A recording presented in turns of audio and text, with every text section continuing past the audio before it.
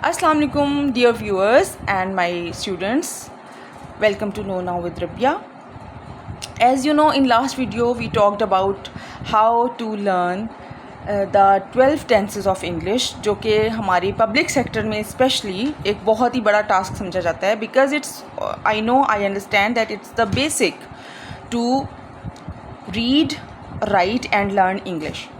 So as I told you that we are going to use a mixed method. मैं आपको ना तो totally TGM से पढ़ाऊँगी translational method से, और ना ही टोटली डायरेक्ट मेथड से, क्योंकि अदरवाइज़ वो आपको समझना मुश्किल हो जाएगा. So we are going to do a fusion of both the methods. See okay, today we are going to do the indefinite part of the sentences. मैं आज आपको प्रेजेंट, पास्ट और फ्यूचर का जो इंडेफिनिट सेंटेंसेस हैं उन पे हम बात करेंगे इंशाल्लाह. So let's go to the main thing. So here is present indefinite, past indefinite and future indefinite. As you can see, I have written the rules here down on the board. What you can do is you can take a screenshot and you can see. If you find any kind of problem, you can ask me in comments or on my Insta page. You can also DM me and I will inshallah reply, or will try to make another lecture, another short video to answer your question. That's not a big problem for me, because हमारा aim क्या है, बच्चों को, बड़ों को, even the parents of the kids, उनको इस काबिल करना कि वो अपने बच्चों को ख़ुद से थोड़ा सा समझा सकें, सिखा सकें, उनकी बेस बना सकें. ओके, आपने रूल्स देख लिए, आपको शॉर्टली पता चल गया कि प्रेजेंट इंडेफिनिट की क्या पहचान है, क्या हेल्पिंग वर्ब है, और उसमें टेंस भी मैंने मेंशन कर दिया है कि वर्ब की फ़र्स्ट फॉर्म आती है प्रेजेंट टेंस में. इंडेफिनिट के जुमलों की हम बात कर रहे हैं. पास्ट इंडेफिनिट में सेकंड फॉर्म आती है और फ्यूचर इंडेफिनिट में फिर से फर्स्ट फॉर्म आती है.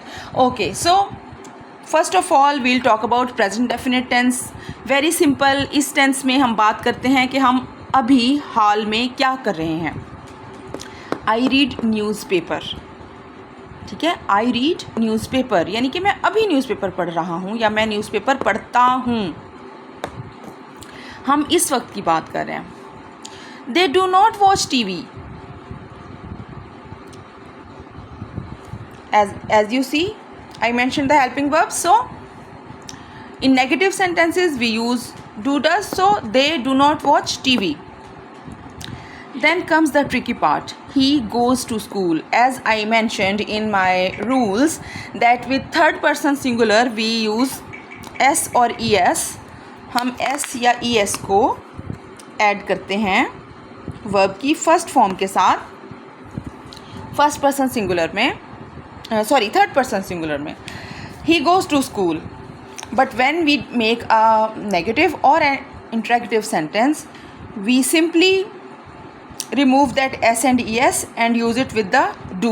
डू के साथ आ जाता है ना जब थर्ड पर्सन सिंगुलर का वो डज, तो वर्ब की फॉर्म के से वो ई एस ख़त्म हो जाता है. He does not go to school.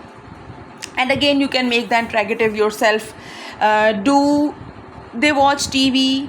Do I read newspaper. Does he go to school. Does the girl wash the dishes etcetera.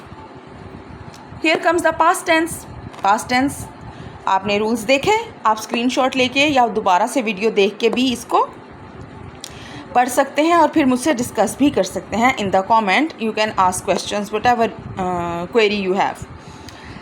Past के सिंपल सेंटेंसेस में, इंडेफिनिट सेंटेंसेस में वर्ब की second form use होती है. He went to school. They opened the door. The girls washed the dishes.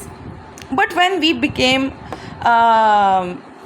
negative about our past tense, जब हम कोई negative sentence बनाने लगते हैं, not that we are negative, अल्लाह पाक हम सबको पॉजिटिव अप्रोच ही दिए रखें हमारी ज़िंदगी में, आमीन.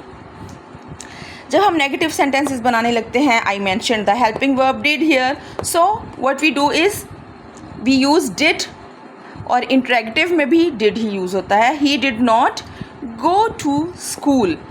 Second form went, डिड के बाद मैंने गो क्यों यूज़ किया, again go to the rules, मैंने इसीलिए आपकी आसानी के लिए रूल्स को ऑलरेडी लिख के रखा था, because in the sentences where we are using did we can not use any other form than the first form, हम हमेशा डिड के साथ फर्स्ट फॉर्म ही यूज़ करेंगे.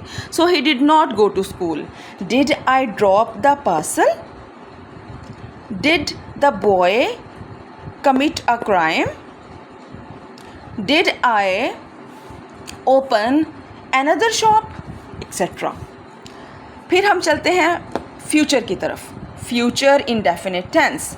सो simple, here we use first form of the tense, helping verb will आता है, and again although I have mentioned the helping verb shall also, but in modern English nowadays shall is almost disappeared from our daily conversations, even in writing and reading also. So the use of shall has become least, तो अब ज़्यादातर will he use होता है. So we are going with the modern methodology. I will open, I will buy a pen, I'll open the door, I'll see you in the court. He will not go to the market, will they wash their car, so on and so forth. So these are some simple rules, some simple methodologies to approach present, past and future indefinite tenses in an easy way. For any question or query, you are always welcome. You can write in the comment or on my Insta page, which is Know Now with Rabia. You can also ask questions. अपना बहुत ख्याल रखिएगा, अपने इस channel का भी, और देखते रहिएगा, जानते रहिएगा, सीखते रहिएगा, और मुझे भी बताइएगा कि आपको मज़ीद और क्या प्रॉब्लम फेस करनी पड़ती है इंग्लिश पढ़ने, लिखने और बोलने में, ताकि इंशाल्लाह हम उसको भी डिस्कस करें इन फ्यूचर. ओके जी, अपना बहुत ख्याल रखिएगा और अपने इस चैनल का भी. अल्लाह हाफिज़.